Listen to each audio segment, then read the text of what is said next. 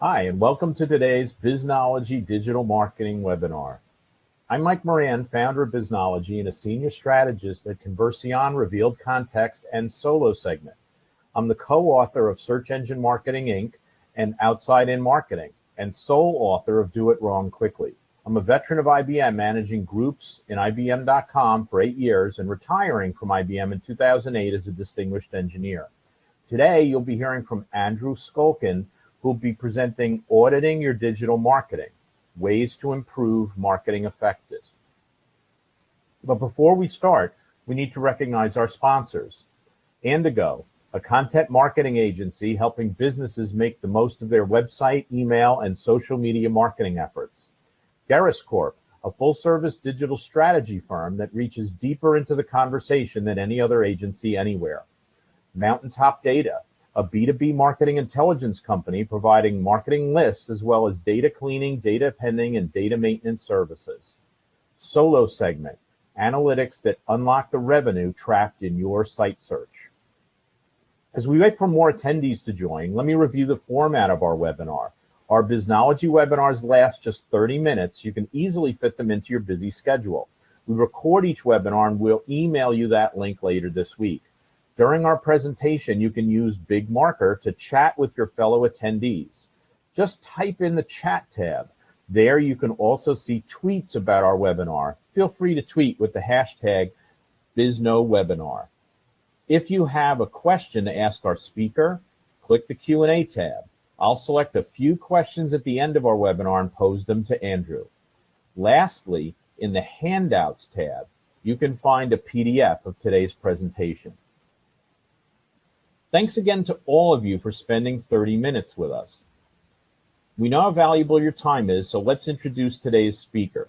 Andrew Skolkin of Andigo, a content marketing agency helping businesses make the most of their website, email, and social media marketing efforts. Andrew is a veteran content marketer, web developer, and digital strategist. He founded Andigo to help firms find a more strategic and productive mix of tools that genuinely support online brand goals over time. With a passion for true collaboration and meaningful consensus, his work touches social media, search engine optimization, and email marketing, among other components.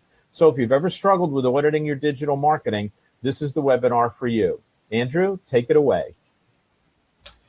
Thanks, Mike, and good morning, everyone. To borrow a phrase from Willy Wonka, we've got a lot of time and not much to do, so I'm going to dive right in with an overview of what we'll be covering this morning.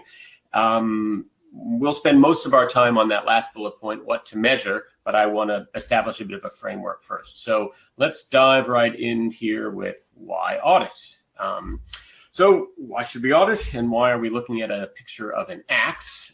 The axe is a reminder, I hope, of the value of keeping our tools sharp. You may feel like you're getting more done if you just keep doing what you're doing all day long without stopping. But if instead of plowing through, you take a little time, reassess, reevaluate, take the occasional break, keep your tools sharp, you'll get a lot more done. I'll add on the macro level that we audit to ensure that our marketing materials and our marketing efforts match our marketing goals. So what are we hoping to learn with our audit? Well, we're not just looking for weaknesses, we're looking for our strengths as well. Of course, we want to address any weaknesses we find and try and improve them, but it's great to go with your strengths as well. So if you can find them, know you're doing something well, know that something is resonating, you want to do more of it. We also audit to make sure that we're being consistent across all our channels. We want to be consistent in branding and everything that we do. Because unless you're Geico, which is why we've got Geico's logo sitting up here, for some reason they seem to be able to get away with cavemen and geckos, and I think the most recent one I saw was fleas playing badminton. Everyone else, we really need to stick to something that's a little bit more consistent. Next question we have is when to audit, and this is one that it gets a little complicated, in part because there's no simple answer. I can't say, well, once every 18 months you should go through this process, in part because this process is a little bit fluid and it really depend on who you are and what you're doing. Certainly outside events like regulatory changes, new competitors or existing competitors who change up their products are going to have an impact on what you're doing, and they might be a good trigger for saying, hey, we should really examine things at a little bit deeper level. Internal changes should be thought of the same way, whether that's changes from your product team, changes from the C-suite who might be pushing everything in a new direction, or information from your sales team, which is an often overlooked but valuable source of information. They're the folks with boots on the ground, talking to prospects, talking to clients. You'll really want to focus on that. So if it's been a while since you've done any auditing, then you'll want to set a schedule. I mentioned 18 months before, and maybe you want to set something like that as your minimum. One of the other things we hear when we're talking about when to audit is that as we start talking about what we're doing in an audit, a lot of our clients will say, well, aren't we really sort of bleeding into what happens when we're just doing regular maintenance as we're looking at all the things that we're doing? And there's some truth to that. You certainly don't want to be ignoring the feedback that you're gathering and setting it aside so that once every 18 months or whatever you can do an audit. You want to be using that more often. But it's fine that the two sort of bleed into one another. I wouldn't worry about that too much, except where the distinction matters, maybe for budgeting. Beyond that, it really doesn't matter for the purposes of what we're trying to accomplish. Next, we can talk a little bit about what we want to audit. There's a whole lot of stuff in that box there on screen, and I've listed it pretty much all there on the slide. All self-explanatory, I would say, except for process and efficiency, which we'll talk about in a few minutes. The one thing that is not on this list, is probably a glaring omission to a lot of you, is analytics. And it deserves to be first on our list, and also kind of doesn't belong on the list at all because it isn't a thing unto itself. It is it underpins pretty much everything that we look at. You can see I've listed 3 different kinds of analytics data to look at: reach, engagement, and response. And we'll talk about all those things, but you know what these are, right? Is your list growing? Are you adding new followers? That's reach. Engagement is whether people are clicking on your links or sharing social media posts and so on. The one thing that I'd like to stress here more than anything else, in an audit, you really want to pay attention to the difference between process metrics and business metrics, and you certainly want to pay attention to both. Process metrics are pretty much everything that you're thinking about when you think about analytics: likes, follows, subscribers, all that kind of stuff. But it's also the kind of stuff where if you go in with that data to talk to your CFO, maybe even your CEO, he or she is going to look over the top of his or her glasses at you like, really? Why do I care about subscribers or likes? That's absolutely the truth. So that's where business metrics come in. And simply put, business metrics are anything that you can, within a step or two, put a dollar sign next to. So sales, of course, if you're increasing sales, a lot of us aren't working in a direct e-commerce model, so that's not necessarily going to apply. But certainly lead generation or the quality of leads generated, things like that are going to fit in here. So with that, let's dive into the actual elements that we wanted to take a look at. First up is branding and design. If you're like most firms, you develop your brand and design elements once and then maybe add on to them as you need, maybe as your product line expands. But for the most part, you're really not going to do a lot with them. That's partly because you become a little blind to your brand. You're surrounded by it, inundated with it all day, every day. So you're probably not thinking about it much. You don't even notice it much, but it should be reviewed more frequently than that sort of once in a generation moment. Some of the things that we want to look at, some of the questions that we want to ask are going to be about relevance and differentiation. Is your brand reflecting who you are now, or have you changed since the branding was developed? Are you making everything available across formats? Are you consistent, not just in message, across business units, but also across formats? And are you increasing your reach and engagement as you're with your brand, or is it hurting you? We want to make sure that our brand is true to who we are, and that we pay attention to the buyer's journey. We'll dip back into that in a moment. I also want to have you keep in mind that brand content itself can be a part of brand. If you think of the Forbes 400 list, that's content, and yet it's a part of their brand without any question. U.S. News and World Report. I happen to have a high school senior who was in the middle of college application hell. She's aware of U.S. News and World Report in a way that she wasn't 2 years ago or 18 months ago.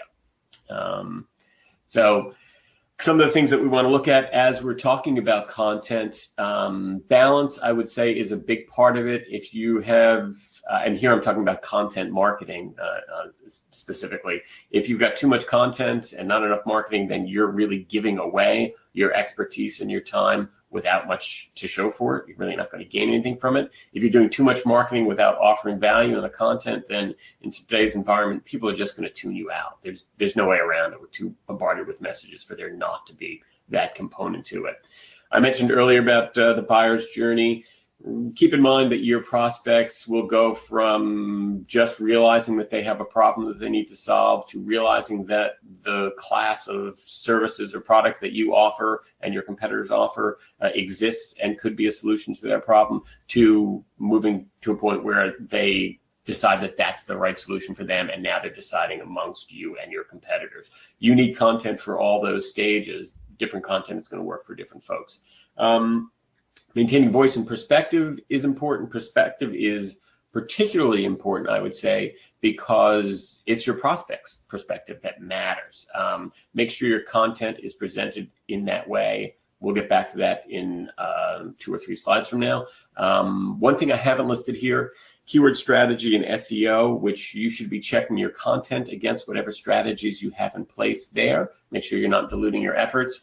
But honestly, there's a whole day's worth of material right there that I'm happy to chat with anyone one-on-one at sometime in the future, or even do a presentation for your marketing department on that. But for right now, it's not something we can get into in the next 10 or 15 minutes. One more thing, different is better than better. This is really important enough to have its own slide and something you want to take a look at as you're examining your content. Even if you've got great quantitative results, people aren't necessarily going to believe them. And if you don't have quantitative results that you can point to, forget about the whole better idea, because people really are going to dismiss it as content, as marketing fluff. So better to stick with what differentiates you rather than trying to prove that you are better. So moving on to your website, which will be another key component of your digital marketing. Again, here we're going to bring in questions of brand and content, which we've just been talking about, but we also have the technology component much more explicitly.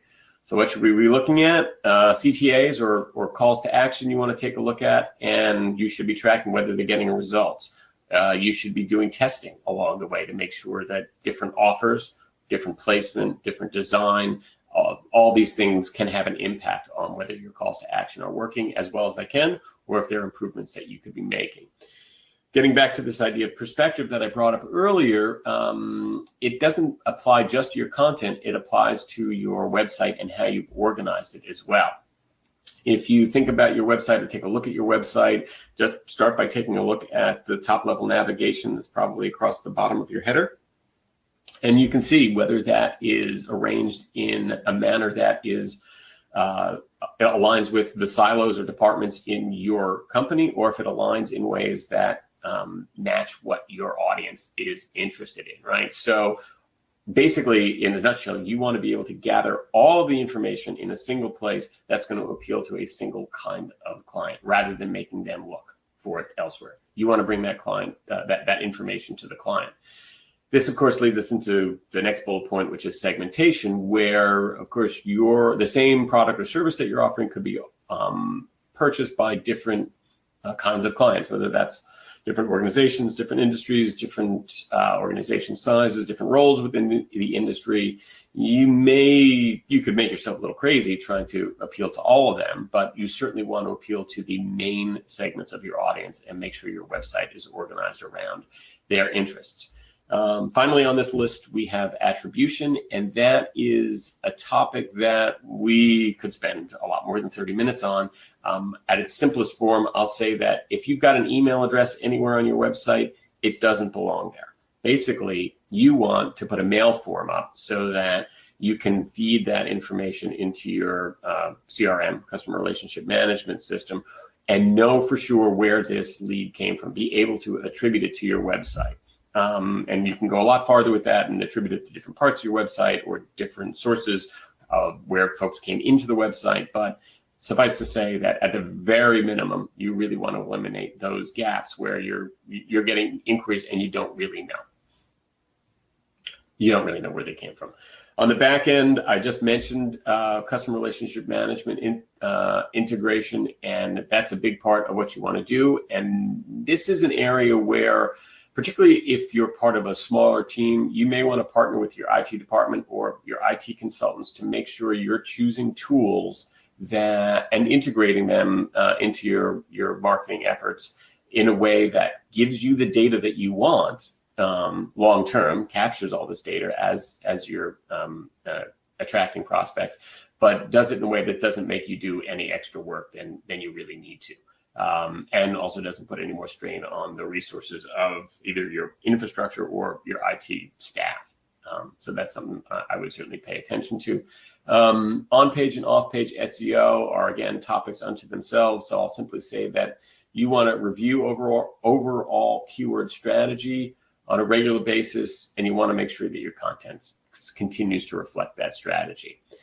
Finally, goals, and I perhaps should have put that in quote because we don't mean just having goals in the general sense, but in the more specific sense in that many packages, Google Analytics, certainly a lot of the packages that you'll be gathering analytics data in have things that are called goals or something similar to that, where rather than just being able to track raw numbers, you can track the number of people who are downloading a particular white paper or who are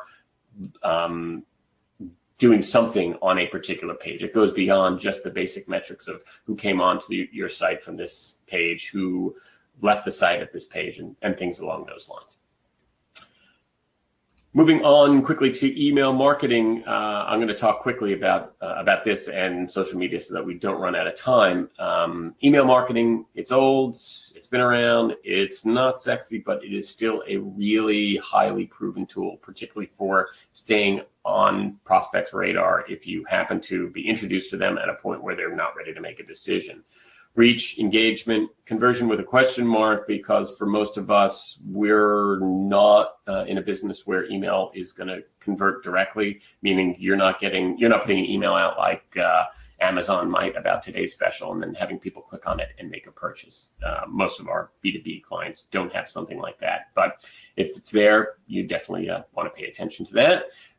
Here again, I will encourage you to evaluate the tools you have in place and take a look and be aware of what's available on the market. Things change really fast, and this is another area where working closely with the IT folks, or if you're a large enough team or have a well enough staffed consultant, what's known as a marketing technologist, can be really, really helpful. And of course, with email marketing, you should be testing design, layout, the offers you're including, the content you're including, what segments you're appealing to, and how you're appealing to them. Similarly with social media, reach, engagement, and again, conversion possibly are things that you should be looking at. And again, I encourage you to make sure you know what tools are out there. Very recently, Google, to their My Business or Google Business listing, they added something called posts. So if you, until about 20 minutes ago, I'm going to guess, if you had searched for Antigone Media and found us online over on the right-hand side of the page, there would be not only a listing with some information about us, but also this post about this webinar. And they may have taken it down at 11 o'clock. You don't get to control when they go up and down. But it's another interesting and, at this point, underutilized way to make use of things that aren't just traditional social media and that may help move the needle. I don't know of a way to measure that tremendously well at this point, but certainly something to consider, and another instance where you really do want to pay attention to what's new and what's happening. Finally, we get to efficiency and approach. We've talked about the actual tactics that we're implementing and how to improve ourselves with auditing, but we really do want to take a bit broader view. And as I say on the slide, you have to know the investment you're making if you're going to know how good your return is. And it's not just about outcomes here. I think a lot of people focus on outcomes, and that's certainly an important part of this and should be the bulk of your effort. But there's also the output that you should think about, meaning you've got your budget, you know how much staff time you're using, you know what consulting, outside costs there are, and you should be able to measure or compare what you're outputting in terms of, I'll call it marketing work product for that investment. Is that going up over time? Is it going down over time? If you bring in a new writer, let's say, to your staff, and is it capable to output a lot more writing than your previous writer? Is that good? Is it bad? Is it good writing? Is it more effective? You certainly want to pay attention to those things, because even though you think you don't care about them, someone does. Someone who has profit and loss responsibility is certainly going to be much more open to whatever arguments you might want to make for defending your budget next year if you've got information like that at the ready. So I'll wrap up with some general recommendations. Think big, as in big picture. That's should be a big focus of what you're doing in any audit, particularly if it's a sort of once in an 18-month cycle kind of an audit. Thinking small matters as well, because the details really are important. Find specific tools. I'm not sure we've got a funny line break there, but the scorecard that we've got at andigo.com/scorecard is a very broad overview kind of a tool. You can go to that page and there'll be a link to it. It's a Google Doc that you'll then be able to make a copy of and adapt for your own use. Very useful, because it allows you to score stuff over time. It's got nice color coding to it and everything else. Revisit existing tools. Tools might not be the best word there, quite honestly, but everything that we've been talking about, everything that you've put in place is, you had planning documents when you made it. So there are wireframes and sitemaps and things like that from your website. There are tactical documents and strategic documents when you put together your social media marketing work. Take a look at all those, see if they're still relevant. If they're not, update them, and then examine what you're doing now against those and see. And I'll remind you that the ultimate goal here is to make sure you're matching your marketing materials to your goals. One last note, since I'm just about out of time, on consultants. Obviously, because we do this, I'm not going to say never hire a consultant. In fact, I'll say it's really worthwhile to hire a consultant. Because the outside perspective that an outside team brings is enormously valuable in exercises like this.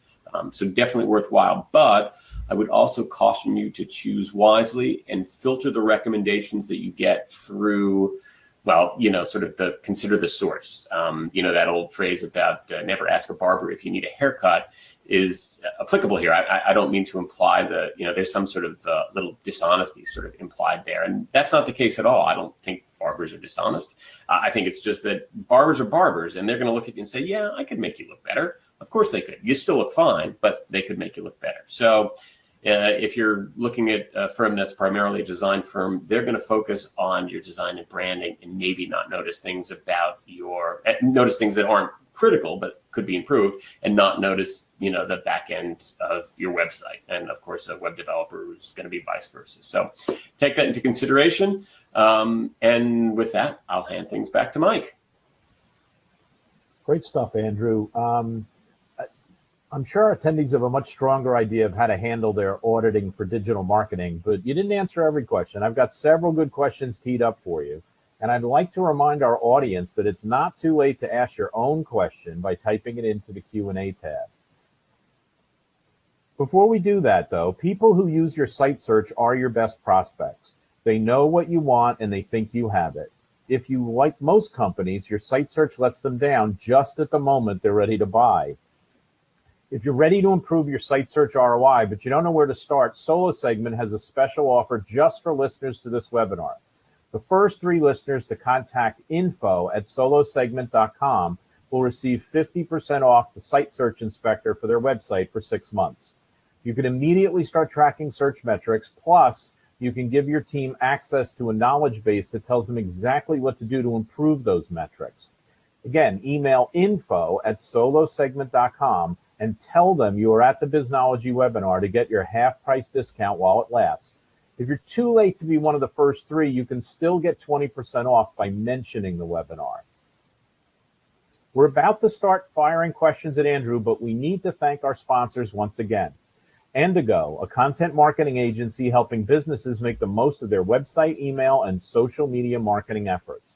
Gerris Corp, a full-service digital strategy firm that reaches deeper into the conversation than any other agency anywhere. Mountaintop Data, a B2B marketing intelligence company providing marketing lists as well as data cleaning, data appending, and data maintenance services. And Solo Segment, analytics that unlock the revenue trapped in your site search. So now on to your questions. Our first question is, and I kind of think this is funny given the thing that you asked about, never ask a barber whether you should have a haircut, but is there ever a reason not to do an audit? I mean, as someone who does audits all the time, maybe you're not the right person to ask that question, but would you ever come into a situation and say, hey, this isn't the first thing I'd recommend for you? Well, I guess there's sort of 2 questions there. Is there ever a reason not to do an audit? I don't know. I mean, there are times certainly that an audit may be overkill or might not be necessary again because you've just done something or because everything is so new. But certainly there are times where I would say, hey, let's not do an audit. Let's just dive into fixing this big problem, right? And whether that's on a website or with social media or something else. We'll worry about the audit later, and we'll certainly start gathering analytics. And that's actually a good point, an interesting point. I'm not sure how strongly I would recommend an audit without a lot of data to go with. Then you could say, well, we can take a look at some things on the surface, but it becomes a lot of opinion to say, well, I don't like the purple on the header of your stuff like that. You're just not right. So if they don't have analytics, then that would be first. Yes, absolutely. Got it. So let's see. Second question. Do companies ever object to doing an audit? It says, not sure my boss would go for it. Seems too vague. Because we're couching this or basing this on analytics, we're not being vague. It's exactly that. We're not just saying, oh, let's take a look and we'll see if we can come up with a reason to, update the design of your one sheets. Something like that. Yeah, and there are a lot of folks out there who do that kind of thing for free, which of course means that, that they've got something to sell. We certainly do have something to sell, but we offer this standalone, and we have clients for whom they have inside folks or another team who they rely on for web development or, content marketing work. So I do think it's worth doing, especially if it's more quantitative. If it's just qualitative, then, we get into the situation where someone says, I don't like green, and there's not much value to that. Right. So do you do the same thing each time you do an audit, or does it really depend on the situation for the company? Really depends on the situation. We've got a basic framework that follows very, closely to what we were talking about today, and we expanded onto that. Something we didn't talk about today at all was pay-per-click advertising and, SEM type work. If clients are doing that should be a part of the audit. But it really does get tailored to what a client needs. And as anyone who goes and takes a look at that scorecard will see, that scorecard is very general and very broad, but it'll paint a nice picture if you use it over time. You're going to have to dig a lot deeper, though, to get any real value. And I think we have time for one more question. What's the biggest surprise you ever uncovered in an audit? Oh, geez, Mike, you couldn't have given me a heads up on that one? I don't know. I thought about it. No, I wanted to surprise you. Yeah. I wish I had an answer for that. I'm not sure about the biggest surprise that we've ever come up with. Well, how about I can throw you another one if that one's too hard. How about how have audits changed over the last couple of years? The amount of data, the amount of analytics data that's out there has made it just much more productive. without a doubt. Got it. Hey, Andrew, that's all the time we have for today, but I really want to thank you for these great ideas. And especially I want to thank our audience for your participation and your questions. If any of you had questions we didn't have time to answer, you can email your questions to Eileen, E-I-L-E-E-N, at MikeMoran.com, and she'll be sure to get them to Andrew for the answer. Later this week, we'll send you all a link to the recording of this webinar to listen to again and to share with others. We also invite you to mark your calendars for our next Biznology webinar, 3 Steps to Lead Online Marketing in Tomorrow's Digital Earth, with Dan Abelo at 11 a.m. on November 14th. We hope to see all of you back then. Bye, everybody.